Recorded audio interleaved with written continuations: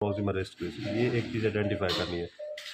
Focus helmet हमेशा जो ring finger है ना, इसके अंदर बॉर्डर वाली साइड पर अब ऑनलाइन लेने की जो इसकी क्रीज है, क्रीज से आपने एक लाइन ड्रॉ करनी है जो कि आपके कहाँ पे जानी है, ये होक ऑफ हेलमेट की तरफ। रिंग फिंगर का रेडियल बॉर्डर से आपने रेडियल बॉर्डर से आपने एक वर्टिकल लाइन ड्रॉ करनी है जो कि इधर क्रीज आ रही है, ये वाली क्रीज।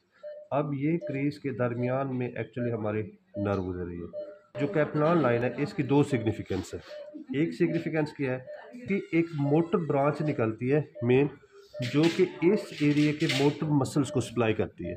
0.5 सेंटीमीटर डिस्टेंस यहाँ से हमारी पल्मर आर्च है।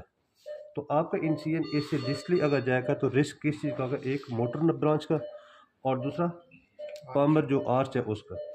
और 7 to 10 सेंटीमीटर पहले इस एरिया के कुटेनियस ब्रांच यहाँ से आ जाती है।